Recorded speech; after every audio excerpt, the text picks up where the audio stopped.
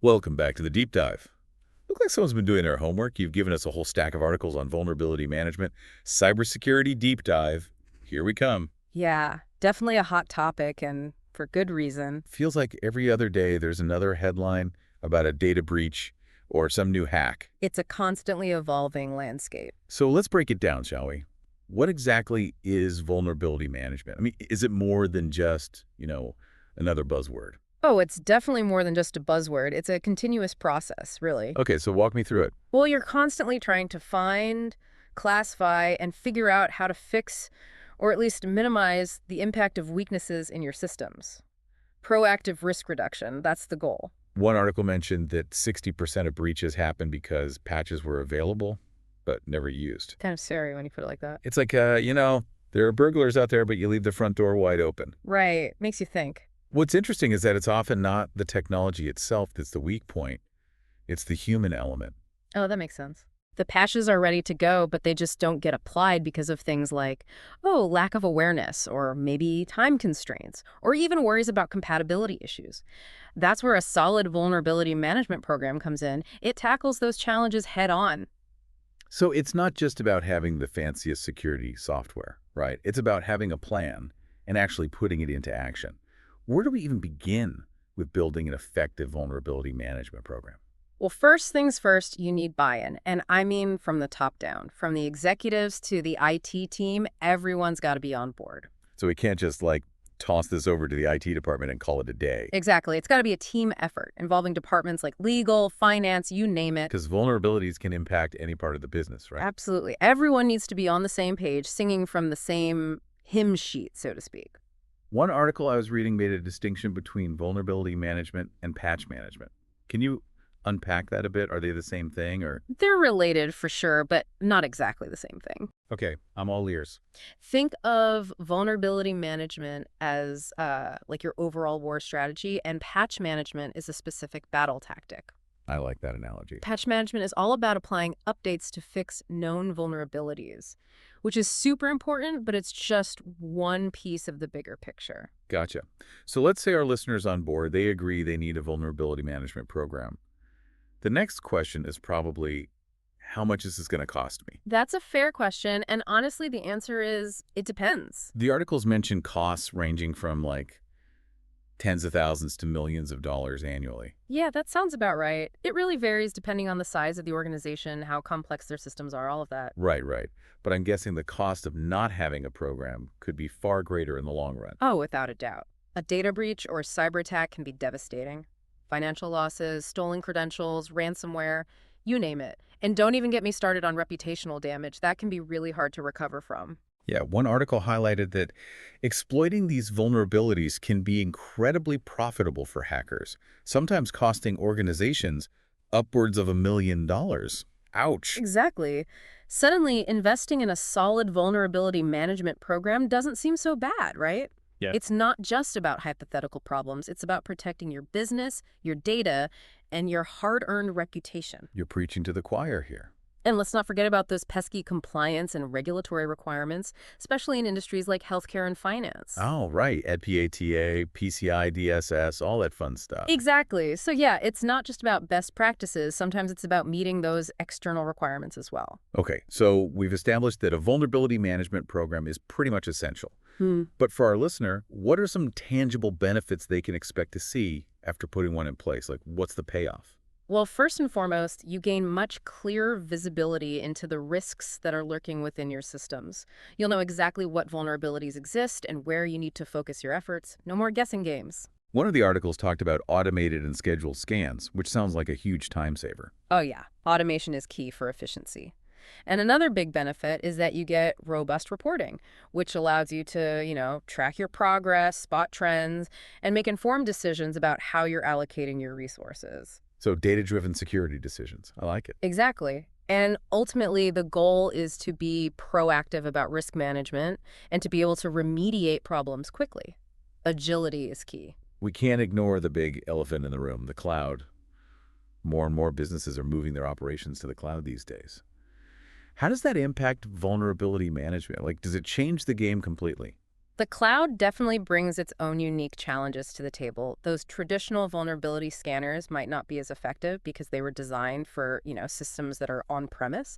You got to adapt your approach and think about solutions that are designed for the cloud. So we're not throwing the rule book out entirely, just like adapting it for a new playing field. Yeah. Precisely. It's like learning to drive a different type of car. The basic rules of the road are the same, but you got to adjust to the specific features and how it handles. Okay, that makes sense. Now, one article outlined this 7-step framework for building what they called a mature vulnerability management program. Should we walk our listener through those steps? Yeah, let's do it. It's a great roadmap, especially for those just starting out. All right, hit me with step 1. Step 1 is all about taking inventory. Like, you got to know exactly what devices are on your network. You mean like really like down to the last device? Yep, everything. You'd be surprised what you might find lurking in those digital shadows. It's like cleaning out your closet. You never know what's tucked away in that back corner. Exactly. And then step 2 is all about, categorizing those vulnerabilities. Think of it like triage in an emergency room. You got to figure out which issues need immediate attention and which ones can wait a bit. Okay, so it's about prioritization. Exactly. Then step 3 focuses on creating what they call packages, which basically means gathering the information you need to fix those vulnerabilities. And then step 4 is testing those packages, but, in a safe environment before rolling them out across your entire network. Makes sense. Test it out before you go live with it. Right. And I imagine step 5, change management, that's all about communication, making sure everyone's on board with the plan and all that jazz. So no surprises, everyone's in the loop. You got it. Step 6 is where the rubber meets the road, actually patching those vulnerabilities. The moment of truth. Exactly. And finally, step 7 is about reporting, tracking progress, seeing what worked, what didn't, and looking for ways to improve the process. So it's not just about fixing the problems, it's about learning and making the program better over time. You hit the nail on the head. Continuous improvement, that's the goal. We've got a solid roadmap laid out here, but what about common pitfalls? Like, what are some of the biggest mistakes people make when they're trying to put a vulnerability management program in place? One of the biggest ones I see is treating project management like an afterthought. You need a clear plan, strong leadership, and realistic timelines. Otherwise, it's just a recipe for chaos, right? Exactly. Even with the best intentions, things can fall apart quickly without a solid plan. And don't underestimate the importance of security expertise. You mean like having the right people on the team who actually know what they're doing? Precisely. Oh. If you don't have the skills in-house, think about bringing in an MSSP. They can guide you through the process. MSSP, that's a managed security service provider, right? That's the one. And make sure you have a well-defined policy in place, like a vulnerability management policy. So basically, a set of rules everyone agrees to follow. Yep. That outlines the rules of engagement and makes sure everyone's singing from the same hymn sheet. Taking the time to get things right up front will save you a lot of headaches down the road, trust me. So it's worth putting in the effort to plan and build a solid foundation. Absolutely. You don't want to be scrambling to fix things after a breach has already happened. So let's talk about the future. What's next for vulnerability management? Where do we go from here? Well, one thing's for sure, automation is going to play an even bigger role. AI and machine learning, those are going to be game changers. So it's not just about automating tasks, it's about making the whole process smarter, right? Exactly. It's about using technology to strengthen our security posture. But even with all the advances in technology, we can't forget about that human element. Right. It's not about replacing humans with machines. It's about finding the right balance. That's an important point. We still need skilled security professionals to analyze that data, make decisions, and respond to incidents. So it's about the technology and the people. Absolutely. And that's a key takeaway for our listener. Vulnerability management, it's not just a technical issue, it's a core business function, really. It's about protecting your organization's assets, its reputation, and ultimately, its future. It's about ensuring the long-term success of the business, not just protecting against threats. You got it. And in today's digital world, that means making cybersecurity a top priority. No question about it. Well said. But let's dive a little deeper into that human element and how it interacts with all this evolving technology. In part 2, we'll explore how automation is changing the game and some of those potential pitfalls to watch out for. Looking forward to it. There's so much more to uncover here. You mentioned the importance of that human element, even with all this talk about automation. It's easy to get caught up in this shiny new tech, but ultimately, it's people who make the decisions. You're absolutely right. Automation can be a powerful tool, but it's only as good as the people using it. We still need those skilled professionals to analyze the data, interpret the results, and, make those judgment calls. So it's not about replacing humans, but more about empowering them, Right. giving them the tools to be more effective. Exactly. It's finding that balance, human expertise, and the efficiency of automation. You mentioned earlier that one of the biggest mistakes organizations make is neglecting um, project management. What does that look like in the real world? Imagine a company, they decide, okay, we need a vulnerability management program, but then they don't really define roles and responsibilities or set clear timelines. Recipe for disaster. Pretty much, you've got different teams working in silos, communication breaks down, and the whole project just loses momentum. Sounds frustrating and a huge waste of resources. You said it. That's why having a well-defined plan, strong leadership, and realistic timelines, those are absolutely crucial. Let's talk about automation in a bit more detail. Yeah. The articles we read really highlighted AI and machine learning as having the potential to kind of revolutionize this whole vulnerability management thing. What are some concrete ways these technologies can be used? Well, AI and machine learning, they're really good at analyzing massive amounts of data, identifying patterns that humans might miss. Right, like those needles in the haystack. Exactly. And they can even make predictions about future threats that can be incredibly valuable for, say, prioritizing vulnerabilities. Instead of treating every single vulnerability as equally urgent, AI can help you focus on the ones that are, most likely to be exploited. Working smarter, not harder, right? Precisely. And AI can also be used to automate those more tedious tasks, like vulnerability scanning and patch deployment. Freeing up those security professionals to focus on the bigger picture stuff. Right, like threat hunting and incident response. So it's not just about speed, it's about focusing on the areas of greatest risk. You got it. And AI can even help you analyze your organization's overall security posture, identify potential weaknesses, and recommend improvements. It's like having a virtual security consultant on call 24/7. In a way, yeah. And the great thing is AI is constantly learning and adapting, so it can actually keep pace with the evolving threat landscape. But is there a risk of becoming too reliant on automation? What happens if, the AI misses something or makes a mistake? That's a valid concern. No system is perfect, and AI is no exception. Human oversight is still absolutely essential.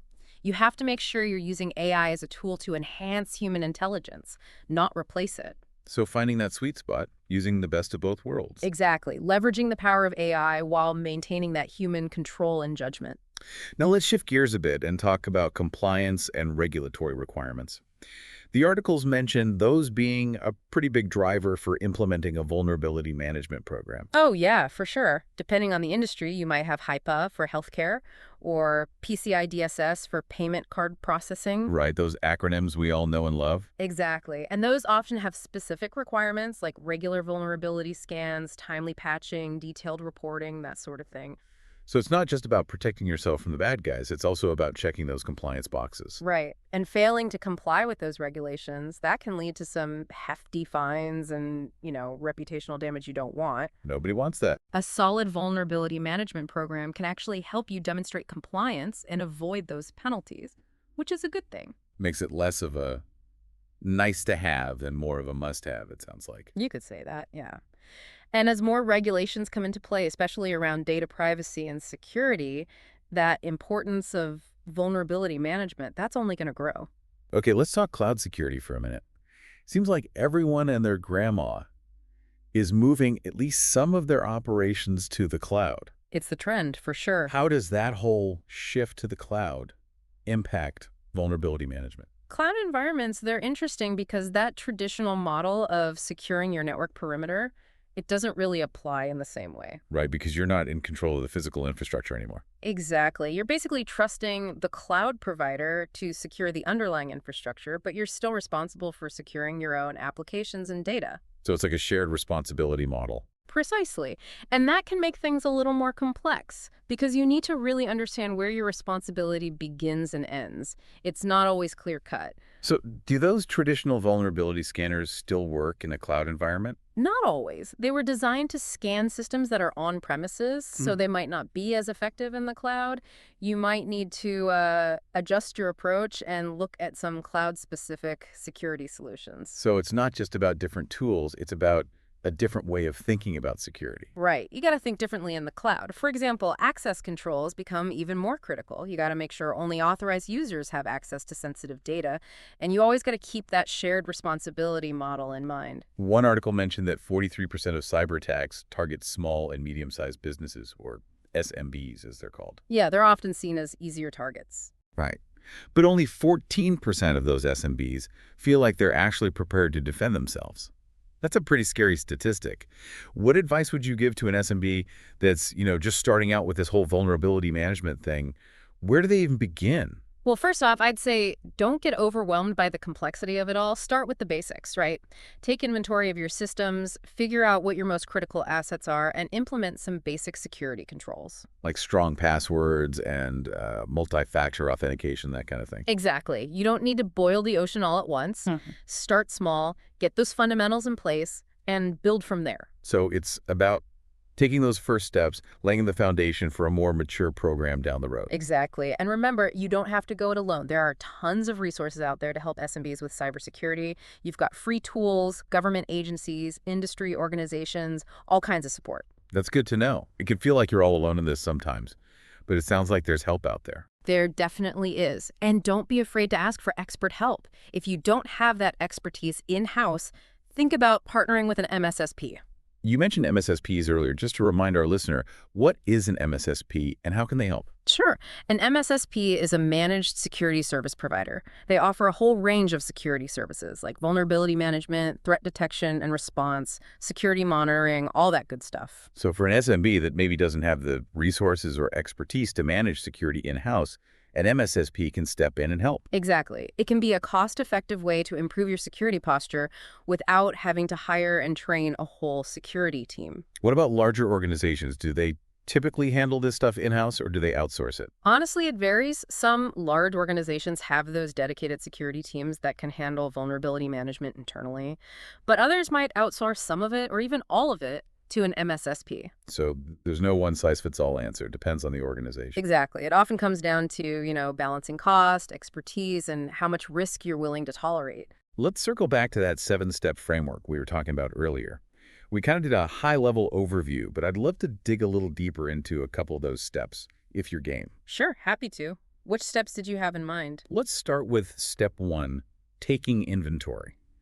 What are some of the challenges organizations face when they're trying to, get a handle on all the devices that are on their network? One of the biggest challenges is simply the sheer number of devices we're talking about these days. It's like everyone's got a phone, a laptop, a tablet. Exactly. And then you've got servers, IoT devices, all kinds of things connecting to the network. Keeping track of it all, that can be a real headache. Especially with, remote work and BYOD policies becoming more common. Exactly. And it's not just about knowing, okay, this device is on the network. You need to understand its configuration, its security posture. Right. Is it running the latest software? Does it have the right security settings? Exactly. Getting that level of detail can be tricky. So it's a technical challenge and a logistical one for sure. You need the right tools, but also the right processes and people in place to make sense of it all. You got it. And this is where automation can be a real game changer. There are tools out there that can automate that process of discovering devices on the network and gathering all that information about their configuration and security posture. Sounds like a big time saver. It definitely can be. And it can help to improve the accuracy of your inventory data, which is, essential for effective vulnerability management. All right, let's move on to step 2, categorizing vulnerabilities. You mentioned it's kind of like triage in an emergency room. How do organizations decide which vulnerabilities to address first? What are the factors they consider? There are a few key things to think about when you're prioritizing vulnerabilities. One is the severity of the vulnerability. Like, how serious is this? Could it allow an attacker to, completely take over a system or steal a bunch of sensitive data? All right, some vulnerabilities are more critical than others. Yeah, exactly. Then there's exploitability. How easy is it for a bad guy to actually exploit this vulnerability? Are there tools or exploits readily available out there that they could use? So even if a vulnerability is severe, if it's really difficult to exploit, it might not be the top priority. Right. And then you have to consider the impact. What would happen if an attacker successfully exploited this vulnerability? Would it, disrupt critical business operations? Would it lead to a loss of sensitive data? So you're not just looking at the technical details, you're thinking about the business impact as well. Exactly. You have to look at the big picture, all those factors, when you're prioritizing your vulnerabilities. Are there any tools or frameworks that organizations can use to help them with this process? Yeah, there are. The Common Vulnerability Scoring System, or CVSS, is a popular one. It assigns a severity score to each vulnerability. So organizations can use that score as a guide, at least a starting point. Right. But it's important to remember that CVSS score, that's just one data point. You still need to factor in that exploitability and the potential impact within your specific organization. So there's no magic formula. It's about using the tools and the human judgment to make smart decisions. Absolutely. Vulnerability management, it's not one size fits all. You got to tailor your approach to your organization's unique needs. The articles also touched on the importance of having a vulnerability management policy in place. What should be included in that kind of policy? A good vulnerability management policy that basically outlines your organization's overall strategy for managing vulnerabilities, right? It defines roles and responsibilities, sets up procedures for scanning and remediation, and outlines expectations for reporting and communication. It's like a roadmap for how you're going to deal with vulnerabilities as an organization. So it's not just a technical document, it's a blueprint for managing risk, really. Exactly. It makes sure everyone's on the same page and understands their role in keeping things secure. What about metrics and reporting? How do organizations track their progress and, show that their vulnerability management program is actually working? Metrics and reporting, those are critical for proving the value of what you're doing. They help you track progress, identify areas for improvement, and communicate your success to the higher-ups. So it's not just about fixing things, it's about showing continuous improvement. Absolutely. Vulnerability management is an ongoing process, right? It's about constantly trying to improve your security posture and reduce risk. I'm curious to hear your thoughts on the future of all this. What trends do you see emerging in the world of vulnerability management? What's next? Well, I think we're going to see even more emphasis on automation, AI, and machine learning. These technologies are going to revolutionize how we manage vulnerabilities, making it faster, more efficient, and more effective. So buckle up.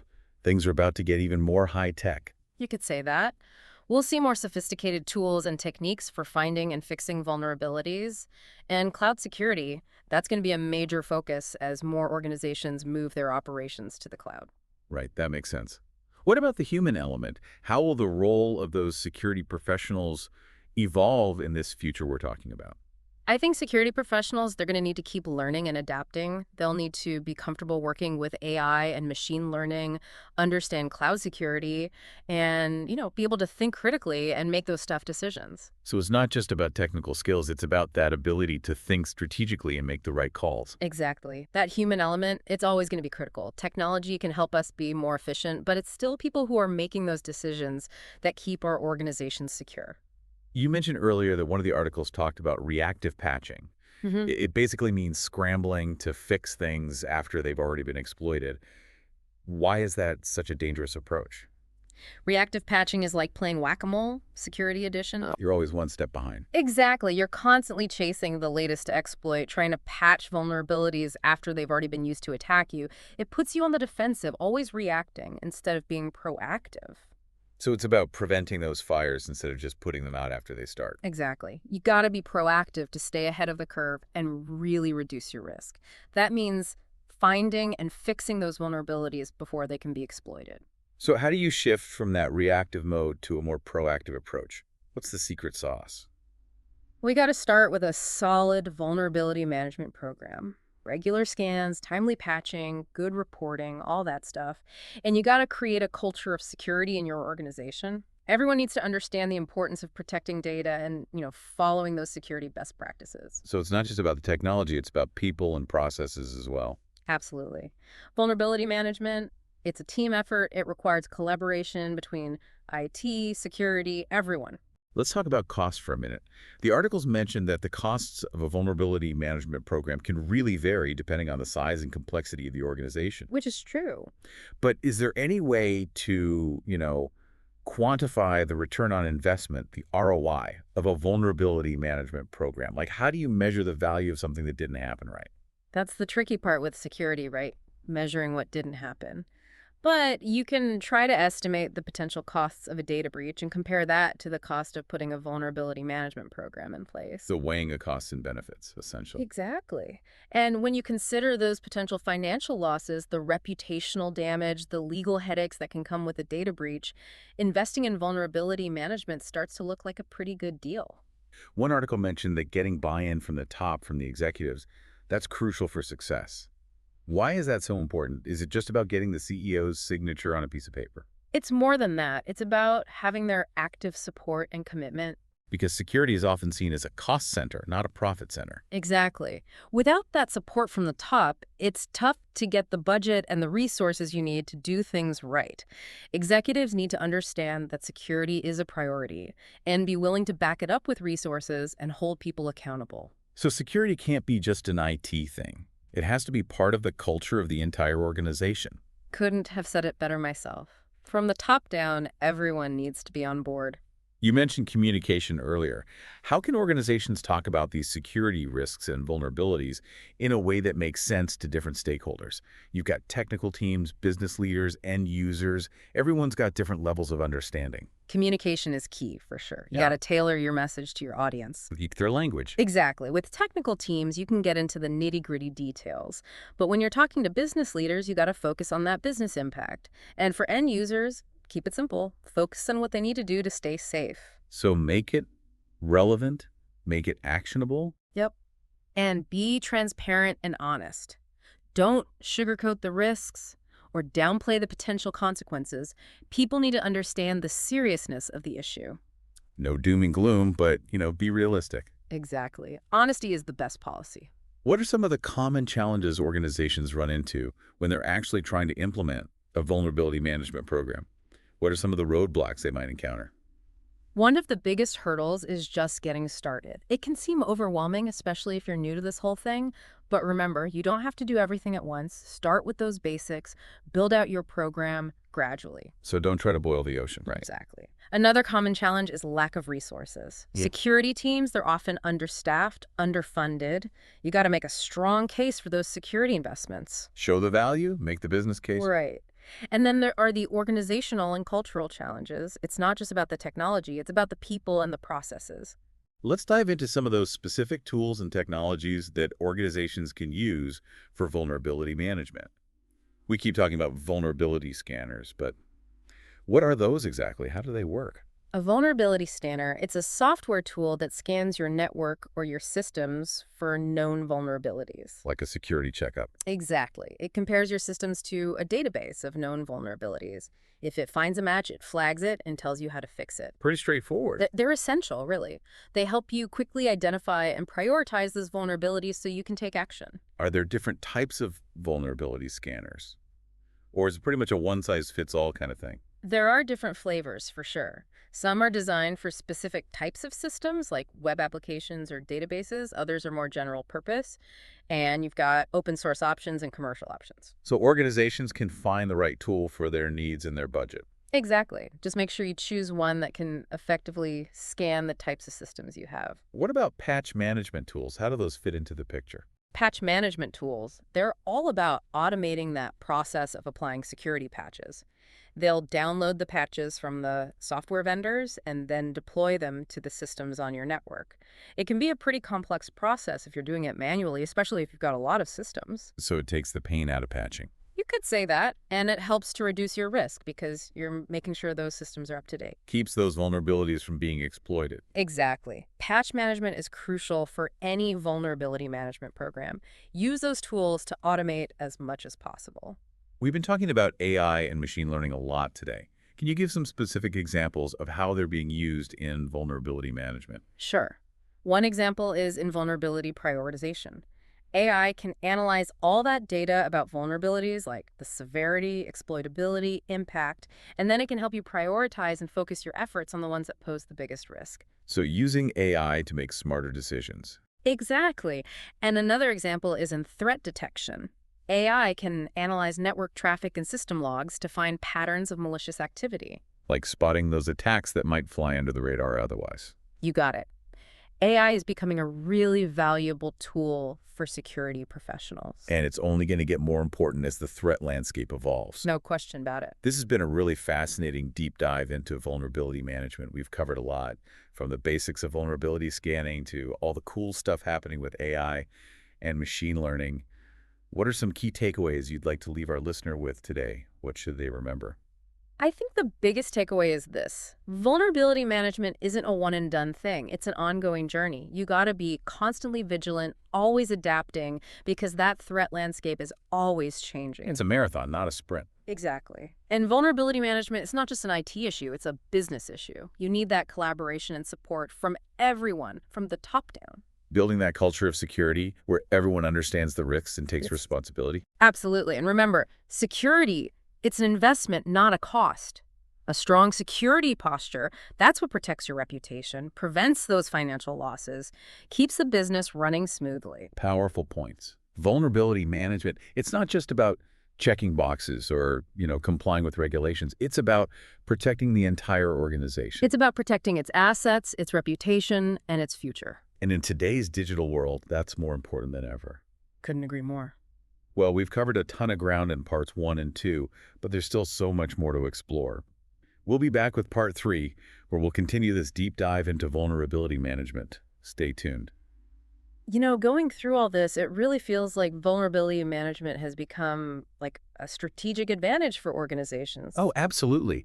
In today's competitive landscape, having a solid vulnerability management program, that sends a strong message. It tells your customers, your partners, even investors, hey, we take security seriously. It's almost like a competitive edge. You could say that, yeah. It shows you're proactive, you're responsible, you're ahead of the game. One thing that stood out to me throughout this whole deep dive is just how important the human factor remains, even with all these advances in technology. It's tempting to think that AI is going to solve all our problems, wave a magic wand, and make everything secure. But it's not that simple. Right, there's no magic bullet. Exactly.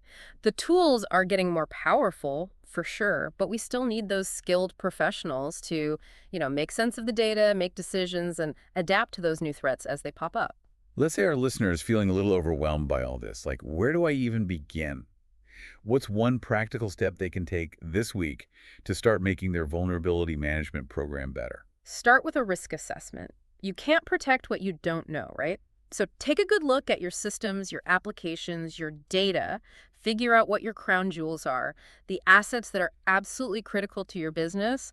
Focus your initial efforts on protecting those. Makes sense. Prioritize, focus on the areas where a breach would really hurt. Exactly. Once you know what your risks are, you can start making a plan to mitigate them. That might involve implementing new security controls, updating your policies, or even just training your employees on some basic security best practices. You mentioned employee training. What role does security awareness training play in all of this? Oh, it's huge. It's one of those things that often gets overlooked, but it's so important. Even if you've got the best technology in the world, human error can still undermine everything. Employees, they can be the weakest link, so you've got to train them on how to spot phishing attacks, protect sensitive data, and report anything that looks suspicious. So it's about creating that security-conscious culture. Exactly. Security, it's everyone's responsibility, not just the IT departments. Well, we've reached the end of our deep dive. Any final thoughts for our listener before we sign off? What's that one nugget of wisdom you want them to walk away with? I'd say approach vulnerability management as an opportunity, not just a chore. An opportunity. Yeah, it's a chance to build a stronger, more resilient organization. It's about protecting your assets, your reputation, your future. It's an investment. Well said. It's an investment worth making. Absolutely. A huge thank you to our expert for joining us today and sharing all your insights. It's been a fascinating conversation. My pleasure. It's been fun. Always happy to talk about security. And to our listener, thanks for diving deep with us. Remember, knowledge is power, especially in the world of cybersecurity. Until next time, stay curious, stay safe, and keep exploring. We'll see you on the next deep dive.